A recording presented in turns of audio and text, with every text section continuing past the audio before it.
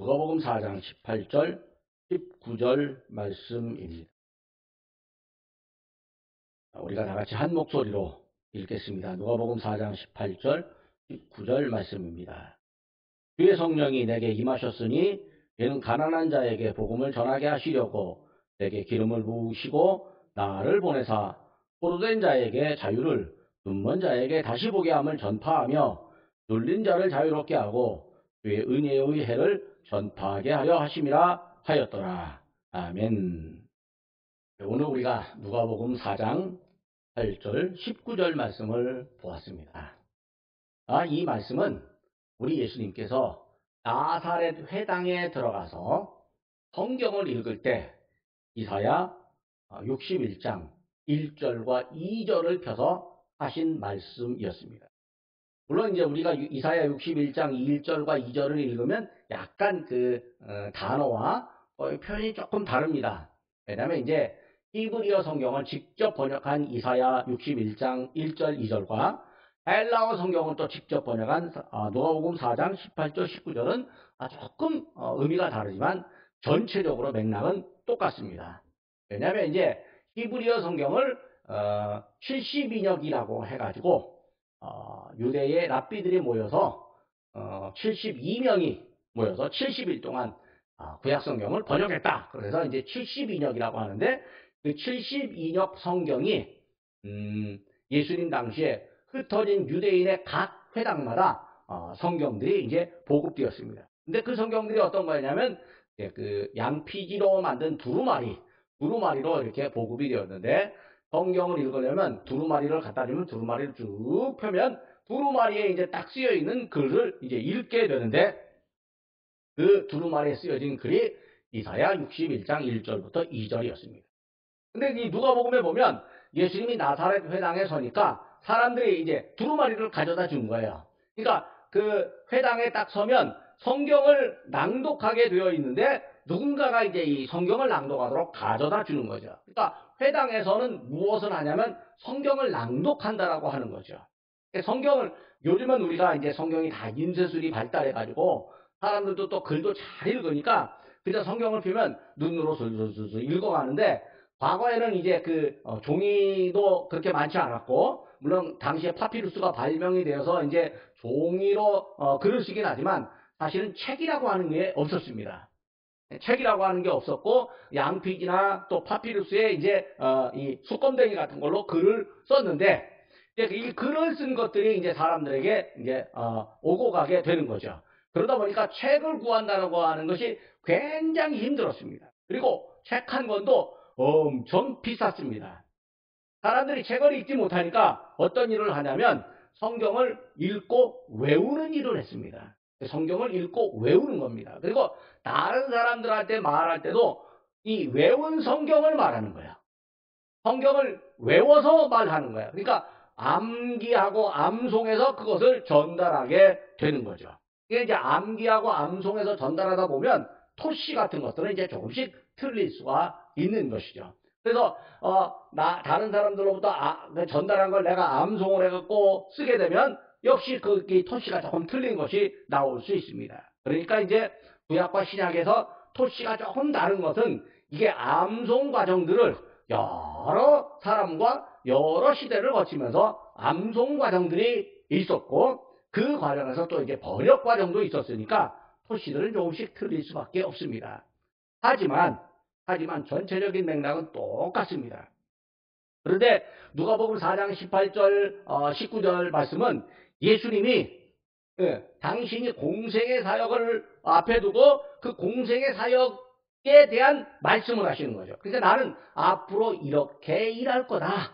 당신의 사명을 말하는 거죠. 근데 우연히 이사야서를 펼친 것 같지만 사실은 어떻게 보면 우연이 아닌 겁니다. 왜? 그걸 읽었을 때 예수님이 그 읽은 그대로 당신의 사역을 이어가셨다라고 하는 거죠. 가난한 사람에게는 복음을 전하고 또 전하게 하시려고 기름을 부으시고 기름 부으셨다 하나님이 세웠다라고 하는 거죠.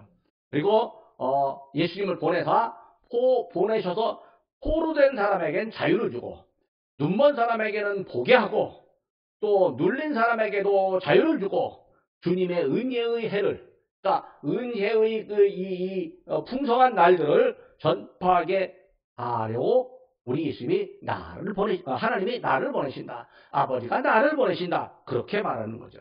그러니까 예수님은 복음 전파, 하나님 나라의 복음 전파라고 하는 사명이 당신에게 있다라고 하는 것을 이사야 61장 1절과 2절을 읽으면서 분명하게 밝히는 거죠. 그런데 이 복음 전파가 어떻게 보면 우리가 예수 믿고 구원받고 하나님의 자녀가 된다라고 하는 것은 약간은 좀 추상적인 겁니다. 우리가 그렇게 믿고 있지만 사실 그렇게 믿음의 고백을 하고 있지만 실제로 사람들은 우리가 예수 믿고 구원받았습니다. 죄의 용서를 받았습니다. 그러면 불신자들은 별로 이해가 잘 안 되는 거죠. 아, 저 사람들 참 뜬구름 잡는 소리 하는 것 같다. 아니면 저 허공에다가 외치는 소리를 하는 것 같다. 그렇게 이해하는 경우가 많습니다. 진짜 우리가 예수님의 피공로로 힘입어서 죄의 용서를 받았고 구원받았고 하나님의 자녀가 되었습니다. 이런 얘기를 할 때 그걸 알아들 수 있는 사람은 이미 심령에 기경되어 있는 사람입니다. 우리 성령께서 그 사람의 마음속에 이 예수님의 그 말씀을 받아들일 만큼 이 마음을 쫙 갈아놓은, 마음밭을 갈아놓은 사람들입니다. 그러니까 옥토 같은 그 마음밭에 말씀이 뿌려지니까 그 말씀의 씨앗이 자라고 거기서 열매를 맺어갖고 30배, 60배, 100배의 결실을 거둘 수 있게 되는 거죠. 그런데 불신자들은 돌짝밭과 같기도 하고 가시밭과 같기도 하고 또 길가 같기도 해서 말씀의 씨앗이 뿌려지면 바로 마귀가 채가기도 하고 또 말씀의 씨앗이 잠깐 뿌려지다가 뿌리가 내릴 수가 없으니까 금방 넘어지고 또 때로는 세상의 그 유혹과 또 환란에 사로잡혀갖고 열매를 맺지 못하는 그런 사람들도 있습니다. 그런데 불신자에게 우리 하나님의 말씀이 전달될 때 좀 더 구체적이고 자기네들이 살아가는 그 삶에서 경험하는 이야기들을 한다면 이거는 조금 알아듣는 거죠. 그게 뭐냐면 포로된 사람 자유입니다. 이스라엘 백성들이 그 이전에 포로기 시대를 거친 적이 있었습니다. 그리고 또 예수님 오시기 전까지 400년 동안 중간기 시대요, 계시가 멈춰있는 시대가 있었는데 이 전쟁을 여러 번 겪었습니다. 전쟁을 겪다 보면 포로를 잡기도 하고 포로로 잡혀가기도 합니다. 포로로 잡히면요 자유가 없습니다. 시키는 대로 해야 되고 먹을 것도 주는 대로 먹어야 되고 또 어디 집에 가고 싶어도 갇혀서 갈 수도 없습니다. 그냥 죽지 않고 살으려면 강제로 시키는 노동을 할 수밖에 없어요. 그러니까 포로된 자에게 자유를 할 때 사람들이 알아듣는 거예요. 복음은 우리가 포로된 사람이 자유를 얻는 거구나. 또 눈먼 자에게 다시 보게 한다. 당시에 눈먼 사람도 있었습니다. 왜냐하면 이게 선천적으로 장애인도 있지만요, 전쟁을 많이 겪다 보면 후천적 장애인도 생겨나게 됩니다. 그러니까 이 눈먼 사람은 앞을 볼 수가 없고 더듬거리면서 돌아다니고 그리고 다른 사람 손에 이끌려 다닐 수밖에 없습니다. 그러다 보니까 자기가 직업을 가질 수가 없습니다. 돈벌이를 할 수가 없는 거죠. 그러니까 결국은 구걸밖에 할 수 없는 거죠. 보경거지 바디메오가 구걸하듯이 이 눈먼 사람들이 구걸할 수밖에 없는 거죠. 그런데 예수님이 오셔서 그들에게 다시 보게 한다. 그렇게 말씀하는 거죠. 그리고 포로된 자에게 자유, 그리고 눈먼 사람에게 다시 보게 되는 그 소식을 전한다라고 하는 거죠. 그러니까 실제로 살아가면서 정말 가장 절실한 소망이 이루어진다라고 하는 거죠. 거기다가 또 눌린 자가 자유롭게 됩니다. 여기 포로된 사람과 눌린 자가 비슷합니다.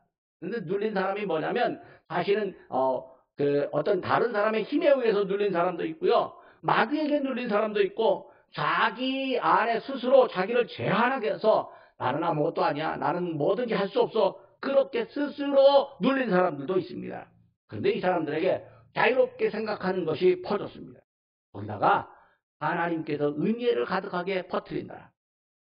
결국 사람들이 안 믿어도요, 은혜라고 하는 말, 또 뭔가 하나님께서 우리에게 복을 주신다라고 하는 말에는 다 솔깃하고 귀를 기울일 수밖에 없습니다.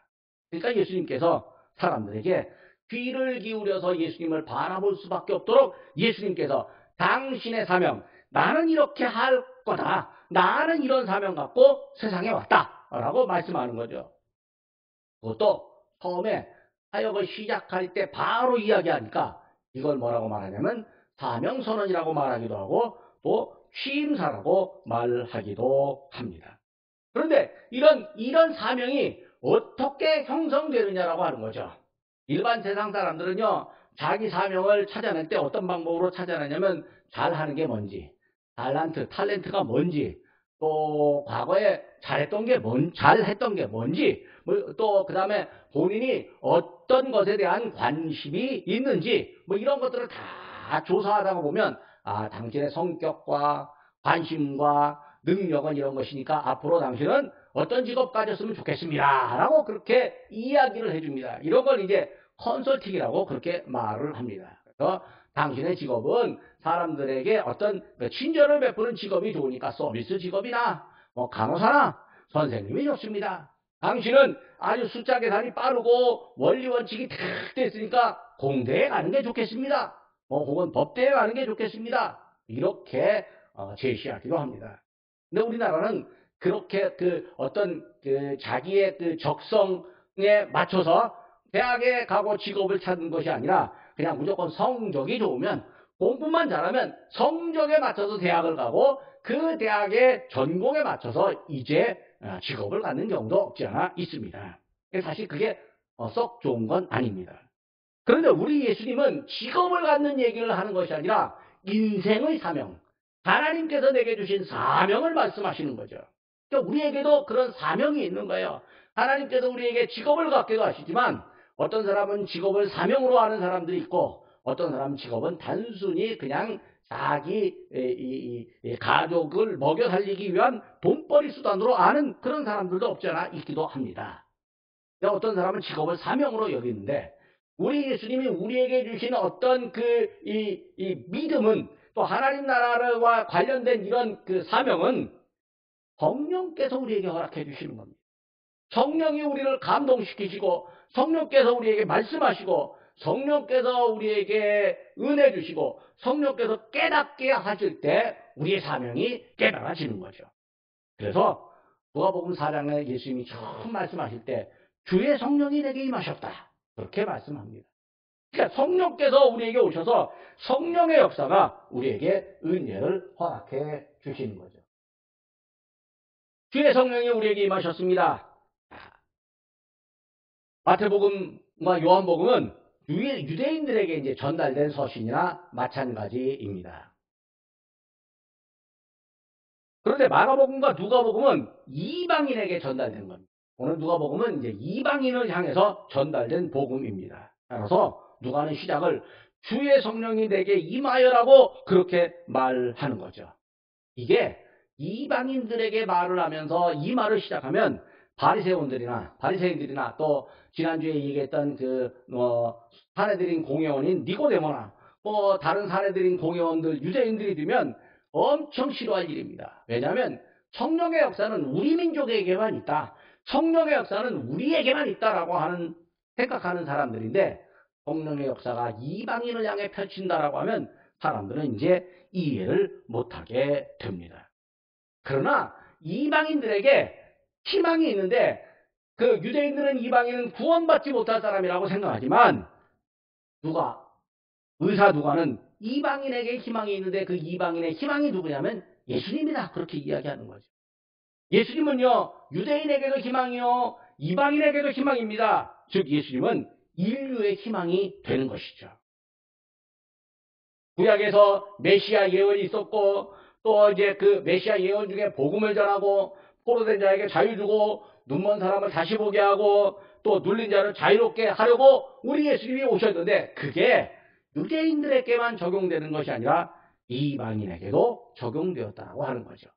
그런데 누가복음에는요, 특별히 누가복음에만 기록된 그런 이야기들이 많이 있습니다. 여기 보면 나인성 과부의 아들을 살려 주었습니다. 누가복음 3장 11절과 17절의 말씀입니다. 그리고 선한 사마리아인의 비유가 있습니다. 거기 또 잃어버린 아들 탕자의 비유가 있습니다. 그냥 탕자의 비유라고 말하지만 사실은 그 탕자를 사랑하고 탕자를 다시 받아주고 용서한 아버지의 사랑을 말하는 비유입니다. 거기다가 또 바리새인과 세리의 기도도 있습니다. 즉 바리새인과 세리가 서로 기도를 하는데 바리새인들은 시장 어귀에 서가지고 나는 11조도 드리고 금식도 하고 또 구제도 한다라고 자기를 자랑하며 기도하지만 세리는 나는 죄인입니다라고 눈물 뿌려 기도하는 그런 기도의 내용이 있습니다. 한편 또 나사로의 비유도 나옵니다. 죽은 나사로가 나사로가 이제 죽었는데 거지 나사로가 죽었는데 죽어서 이제 죽었고 천국에 갔는데 또 이제 거지 나사로가 부궐하던 집 대문에 대문 그 안주인 부자는 집주인 부자는 죽어서 지옥에 갔고 지옥불에서 목말라 갖고 물 한 모금 달라라고 아브라함에게 하는 그런 비유들이 여기에 나옵니다. 그런데 이런 내용을 보면서 결국 예수님께서 관심을 갖는 이 취임사는 뭐냐면 힘들고 어려운 사람들에게 긍휼을 베푸는 것이라고 이렇게 이야기합니다. 그래서 누가복음은 긍휼의 복음이라고 해도 지나치지 않는다라고 로렌스 큘라스라고 하는 사람이 이렇게 말을 했습니다. 근데 누가복음을 자세히 보면요, 잃어버린 사람들, 잃어버린 어떤 존재를 향해서 찾아 나서는 것이 아주 많이 있습니다. 여기 아까 잃어버린 아들, 탕자를 받아준 그 사랑의 비유도 있는데 잃어버린 은전, 드라크마의 비유가 있습니다. 잃어버린 아들의 비유가 있습니다. 또 잃어버린 양에 의한 양을 찾아가는 목자의 비유도 있습니다. 그러니까 누가복음에 의하면요, 뭐가 있냐면 잃어버린 것에 대한 관심을 갖고 있다는 것. 잃어버린 것. 그러니까 이방인도 사실은 하나님의 백성의 무리 안에 있어야 되는데 잃어버렸다라고 하는 거예요. 그러니까 우리 하나님께서 잃어버린 그 사람 찾으러 오려고 한다는 거죠. 누가복음 19장에 보면 세리장 삭개오가 예수님을 영접했습니다. 그런데 마지막에 예수님께서 뭐라고 말씀하시냐면 인자가 온 것은 이스라엘의 잃어버린 자를 찾아서 구원하려 왔다. 이렇게 잃어버린 것에 대한 관심을 갖고 있다라고 하는 거죠. 그러니까 우리 예수님은 잃어버린 것에 대한 관심이 있었습니다. 그렇다면 우리도 잃어버린 것에 대한 관심이 있어야 되는 거죠. 즉 예수님을 잃어버린 하나님께서 잃어버린 사람처럼 내버려져 있는 이 불쌍한 영혼들에게 관심을 가질 수밖에 없다라고 하는 거죠. 근데 잃어버린 것은요, 사실은 아주 크고 위대하고 멋지고 이런 게 아니고 아주 작은 것일 수 있습니다. 잃어버린 양 한 마리 작은 것이었습니다. 그리고요, 또 드라크마, 또 둘째 아들 배신하고 갔습니다. 그러니까 안 받아줘도 되는 그런 형태입니다. 그렇지만 중요한 건 작거나 보잘것없고 때로는 배신하고 나간 그 잃어버린 것이라 할지라도 결코 소홀하지 않는 그 하나님의 사랑, 결코 소홀하지 않는 우리 예수님의 관심을 여기에 보여주고 있습니다. 원래 사람은 하나님께 속해 있습니다. 그런데 아담이 타락한 이후 사탄에게 속하게 되었습니다. 그래서 하나님은 자기 백성들을 찾으러 오십니다. 찾으러 오십니다. 어떻게 찾으러 오시냐면 누가복음 15장 4절에 있습니다. 너 중에 어떤 사람이 양 100마리가 있는데 그 중에 하나를 잃으면 99마리를 들여두고 그 잃은 것을 찾아내기까지 찾아다니지 않겠느냐, 이렇게 말씀하십니다. 그러니까 우리 예수님은 찾아다닌다. 결국 우리 예수님이 세상에 오신 것은 우리가 원래 잃어버린 사람들이었는데 우리를 찾으러 오셨다라고 그렇게 말씀해 주고 있습니다. 사람들은요, 많은 일을 하고 살아갑니다. 근데 그 일을 하면서 만족하기보다는 초조하고 불만족하고 뭔가 이 아쉬움이 많이 남아있는 사람들이 많습니다. 결국 우리는 세상의 어떤 성공이나 세상의 평가에 그 이목이 두려워서 살아가는 그런 사람들이 많이 있습니다. 이런 사람들에게 우리 예수님은 자유를 주려고 오셨습니다. 우리 예수님은 죄인의 친구였고 지금도 여전히 죄인들을 찾아주십니다. 제자들이 예수님의 말씀을 들었습니다. 나를 따르라. 이게 뭐냐면 잃어버린 죄인을 향한 선포의 말씀입니다. 그러니까 우리가 모두 예수님을 따르라는 말씀을 들어야 되고 다른 사람들에게도 예수님을 따르라 이 말을 해야 하는 거죠. 그 음성이 너무 커서 사람들 귀에 따가울지도 모릅니다. 너무 자주 들려서 사람들이 귀찮을지도 모릅니다. 때로는 그 음성이 우리 귀에 속삭이듯 들릴 수도 있습니다. 어쨌든 그 음성을 듣고 따라가야 된다고 하는 거죠. 그 세미한 음성은 그 작은 소리, 세미한 음성은 어떤 거냐면 엘리야가 호렙산으로 도망갔었을 때 물 가운데서도 바람 가운데서도 폭풍 가운데서도 말씀하시지 않던 하나님께서 세미한 음성으로 말씀하셨습니다. 그 세미한 음성 가운데 하나님께서 말씀하시고 엘리야에게 용기를 주시고 새로운 사명을 허락해 주시게 되는 거죠. 그 음성이 너무 작아서 사실은 때로는 들리지 못할 때도 있습니다. 그러니까 우리 하나님은 우리에게 크고 우레와 같은 속에서 말씀하실 때도 있지만 세미한 음성으로 말씀하실 때도 있습니다. 오늘 예수님의 그 취임사는 어떻게 들렸냐? 회당에서 직접적으로 사람들이 듣는 데서 낭독을 한 그런 취임사였었습니다. 이런 취임사의 말씀을 볼 때 예수님이 세상에 오셔서 일하신 것이 성령의 은혜요, 성령의 능력이었고 성령께서 감동 주심이었고 또 우리를 위한 잃어버린 나를 찾기 위한 예수님의 사명이 있구나라고 깨닫게 되는 거죠. 그렇다면 우리가 예수님을 닮는다라고 하는 것은 또 무엇을 의미합니까? 예수님에게 내렸던 그 성령의 역사, 하나님께서 보내주시는 그 성령의 역사로 우리에게 있는 사명이 깨달아지고 또 잃어버린 나를 찾으셨던 것처럼 잃어버린 다른 사람들을 찾으러 우리 예수님께서 오신다라고 하는 것을 우리가 알 수 있게 되는 거죠. 여기 보면 예수님의 취임사가 있습니다. 주의 성령이 임했습니다. 기름을 부으시고 가난한 자에게 복음 전하고 포로된 자에게 자유가 있고 눈먼 자를 보게 하고 또 눌린 자를 자유롭게 합니다. 이게 뭐냐면 예언을 이루는 것이었습니다. 근데 그 이사야의 예언을 이루는데 이 예수님의 취임사가 뭐냐면 잃어버린 자를 찾아 나선 거예요. 그리고 죄인을 찾은 거예요. 그러니까 잃어버린 사람들은 사실 죄에 빠졌으니까 죄인이 된 거예요. 우리가 과거에 죄인이었는데 예수님이 우리를 찾아오셨기 때문에 우리가 예수 믿고 은혜로 의롭다 하심을 얻게 된 거죠. 근데 예수님은 죄인의 친구로 왔다라고 하는 거죠. 사람들이 예수님을 보고 저 사람 죄인과 세리의 친구다 그렇게 말했을 때 예수님이 나는 이스라엘의 잃어버린 자를 찾아왔다 이렇게 말씀하는 거죠. 세상의 사람들은요 부자 또 뭐 지식인 또 뭐 어떤 전문성을 가진 사람 권력을 가진 사람 그 옆에서 어떻게든지 좀 그 옆에 사귀어서 그 사람이 갖고 있는 것 조금이라도 가져보려고 한다라고 하는 거죠. 그래서 오히려 힘들고 어려운 사람에게는 잘 찾아가려고 하지 않는다라고 하는 거죠. 그런데 다시 힘들고 어려운 사람 찾아가면 그곳에 누가 계시냐면 먼저 찾아가신 예수님이 계실 수 있어요. 먼저 찾아가신 예수님을 그곳에서 만날 수 있는 거예요. 그래서 우리가 천국 갈 때는 저 높은 곳을 향하여 라고 말을 하지만 이 세상에 전도하러 가거나 구제나 봉사를 하러 갈 때는 저 낮은 곳을 향하여 라고 그렇게 말하게 되는 것이죠. 우리 예수님께서 이렇게 우리를 기뻐해 주시고 이렇게 우리와 함께 해 주십니다. 그러니까 우리 예수님께서 당신의 사명을 아시고 우리에게도 이런 사명 여전히 허락해 주시고 그 사명을 감당하도록 도와주십니다. 기도하겠습니다.